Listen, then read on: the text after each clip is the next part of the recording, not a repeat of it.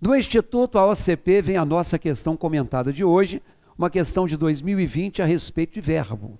E verbo é um assunto muito extenso. Existem assuntos de verbo, obviamente, mais cobrados do que hoje. Então, esse Instituto AOCP fez a seguinte questão.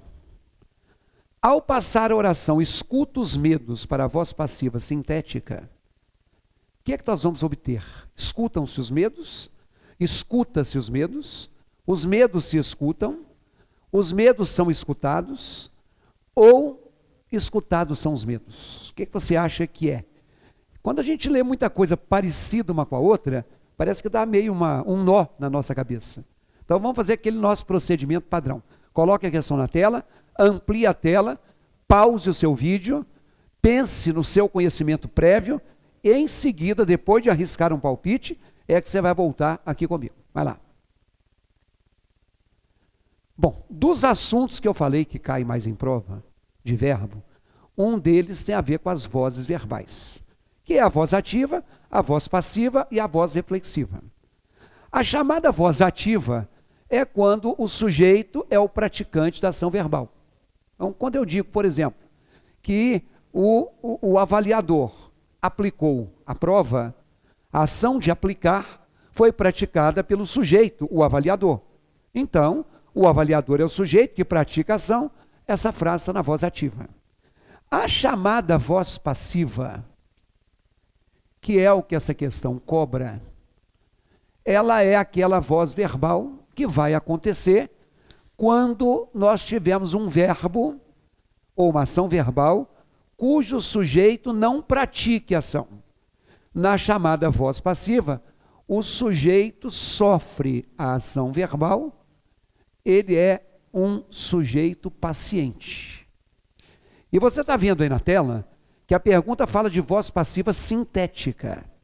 É porque tem dois tipos de voz passiva. Tem a chamada voz passiva analítica e a chamada voz passiva sintética. Então essa questão, ela cobrou se o candidato tem noção do conceito de vozes verbais.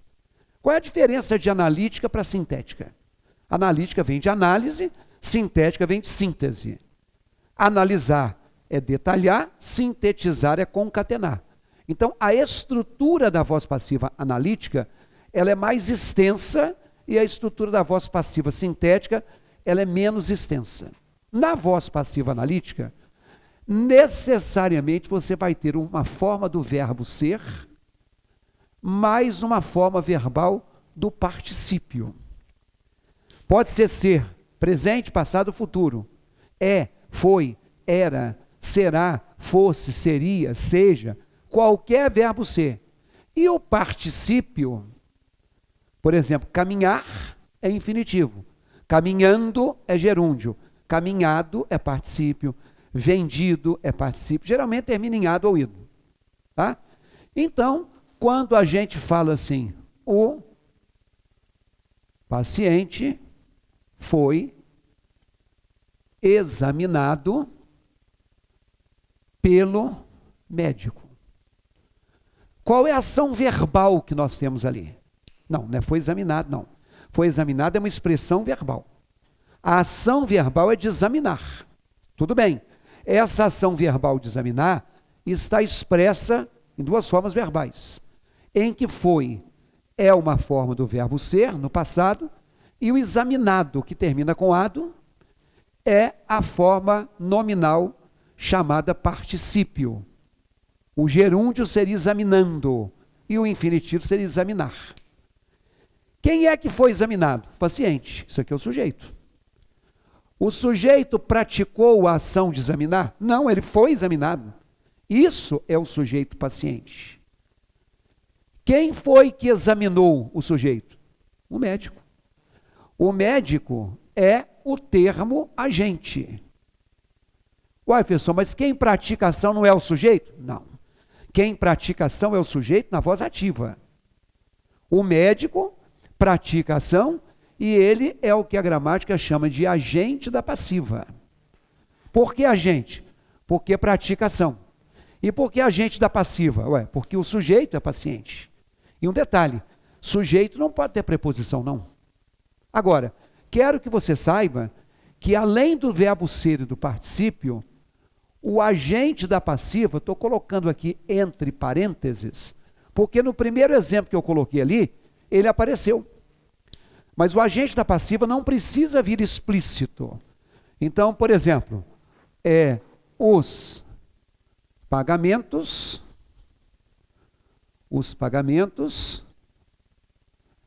eram realizados pela internet. Então, quando eu falo que os pagamentos eram realizados pela internet, eu tenho a estrutura de voz passiva analítica, por quê? Porque eu tenho eram realizados. A ação verbal que nós temos ali é a ação de realizar. Então, eram é uma forma do verbo ser, e realizados, que tem esse ado aí, é a forma de particípio. Realizando seria o gerúndio. Realizar seria o infinitivo. Agora, não é a internet que fazia os pagamentos. Aqui são os médicos que examinam os pacientes. Aqui é o lugar, ó. Isso aqui é como é feito. Isso não é o agente da passiva. Isso é um adjunto adverbial, por exemplo, de modo. O modo como se faz o pagamento.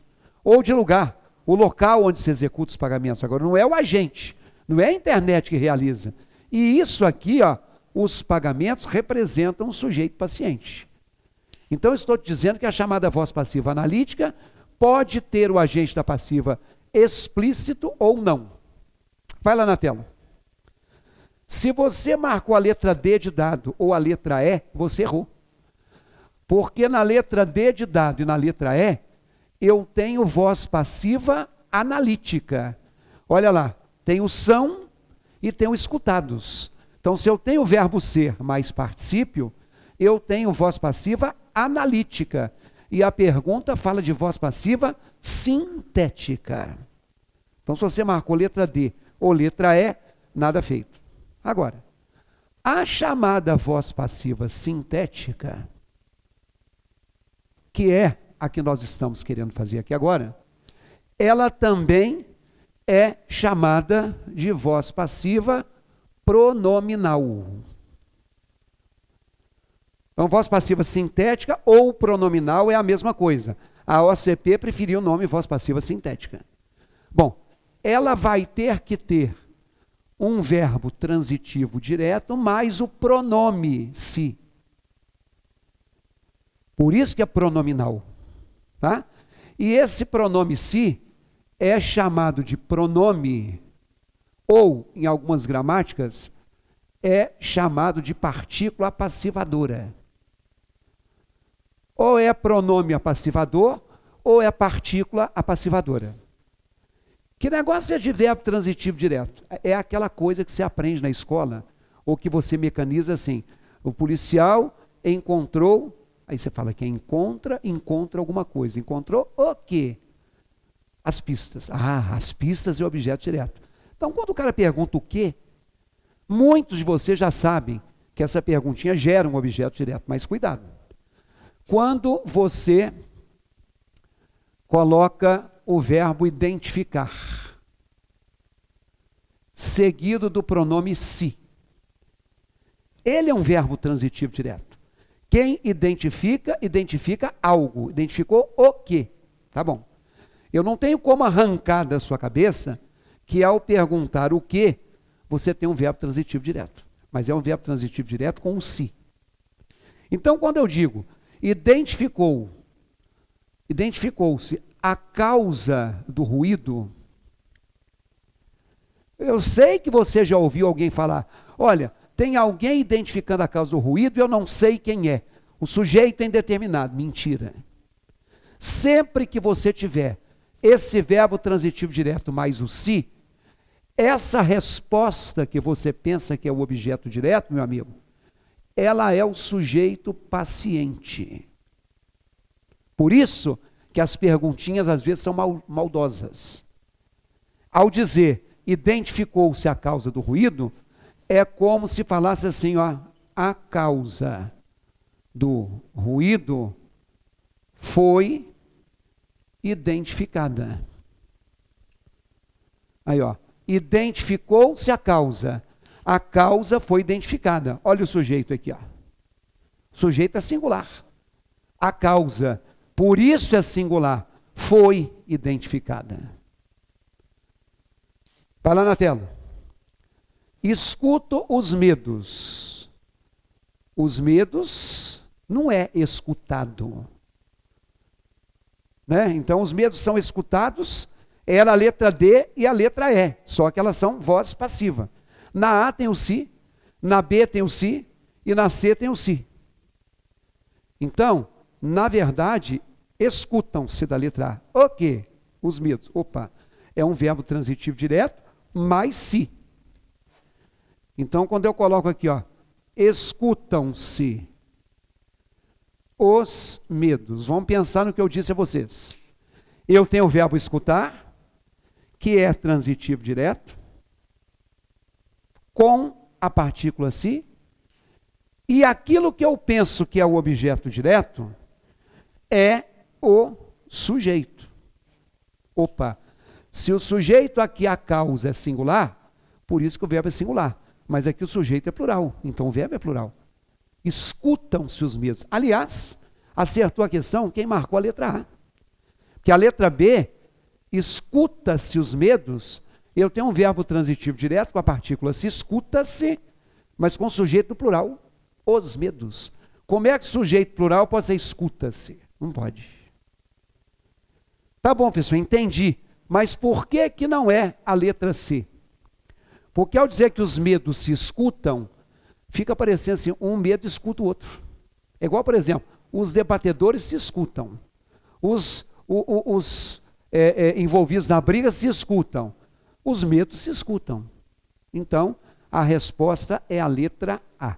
Olha, você que estuda para concurso, você precisa saber alguns conteúdos. Inclusive, esse conteúdo aqui, de singular ou plural, não é só questão de voz passiva.